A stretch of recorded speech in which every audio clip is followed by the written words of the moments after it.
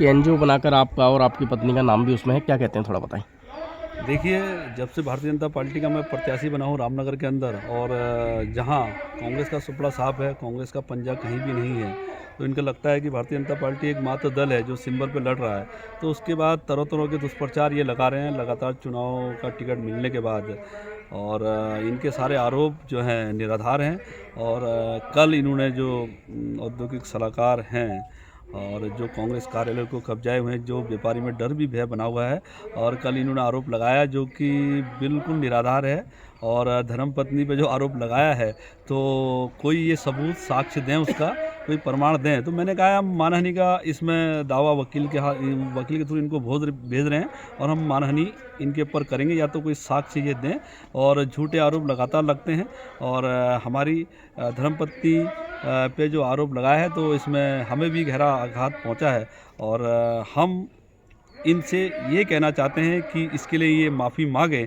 और इनको लगता है कि आज भारतीय जनता पार्टी का प्रचार और ऐतिहासिक जीत रामनगर में जो है बीजेपी का कमल खिलने जा रहा है, तो ये हमारे प्रचार से, और जो हमें जन समर्थन अपार मिल रहा है, जगह जगह सब लोग निकल रहे हैं, जगह जगह भारतीय जनता पार्टी की एक लहर रामनगर के अंदर है, तो इससे घबरा कर ये दुष्प्रचार के आरोप लगा रहे हैं। और मैंने इसमें कहा है कि जो जो लोग इसको शेयर भी कर रहे हैं, तो उनको भी इसका नोटिस दिया जाएगा।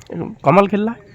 कमल तो खिल ही रहा है, आपको लग ही रहा होगा कि भारतीय जनता पार्टी के सामने इस बार कोई भी आगे नहीं है। आपने देखा होगा कल मोहम्मद अकरम जी का एक बयान था, वो खुद कह रहे हैं कि मेरी लड़ाई जो है लब जिहादियों से और लैंड जिहादियों से, जो मज़ार के लिए बोल रहे हैं उन लोगों से है।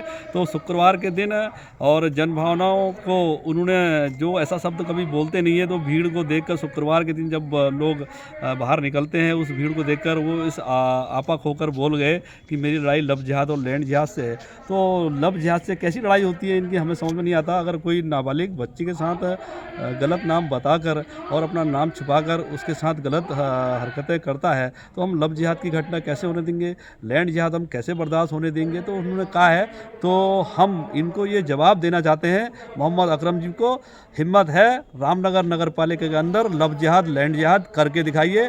एक भी लैंड जिहाद आपको हम रामनगर नगर पालिका के अंदर करने नहीं देंगे। 15 साल से आप कह रहे हैं हम आगे विकास करेंगे, आप कह रहे हैं कि हमने ये करना है वो करना है, आज तक 15 साल से आपने किया जो अब कह रहे हैं हम ये करेंगे। तो जनता समझ चुकी है, और इस बार पालिका अध्यक्ष बदलने जा रहा है। और रामनगर में हम अपनी विकास की बात को लेकर, हमने विकास की बात कही है, खाली मदन जोशी को टारगेट कर रहे हैं, हम विकास की बात कर रहे हैं। हमने कहा है कि हम बाजार का सौंदर्यीकरण करेंगे और टोल फ्री नंबर जारी करेंगे, और मीडिया सेंटर खोलने की बात हमने कही है, यातायात व्यवस्था दुरुस्त होगी, बाल लाइब्रेरी की बात हमने कही है, नजूलैंड को फ्री होल्ड की बात कही है, सीवर लाइन की हमने बात यहाँ पर कही है, और हर घर से एक महिलाओं को रोजगार देने की बात, युवाओं को रोजगार देने की बात हम लोग लगातार कह रहे हैं। लाइटें, बिजली, सड़क मुक्त पालिका देने जा रहे हैं। जब भ्रष्टाचार मुक्त पालिका होगी, हम बजट भी लेके आएंगे। और इन लोगों पर एक बहुत अच्छा बहाना है कि अगर ये चेयरमैन, अगर ये गलती से जीत जाते हैं और हमारे लोग अगर बढ़ते हैं, तो ये साफ कहेंगे यार हमारा क्या मतलब, उत्तराखंड में हमारी सरकार ही नहीं है, हम कहाँ से काम कराएं, केंद्र में हमारी सरकार नहीं है। ये इन पे बहाना है,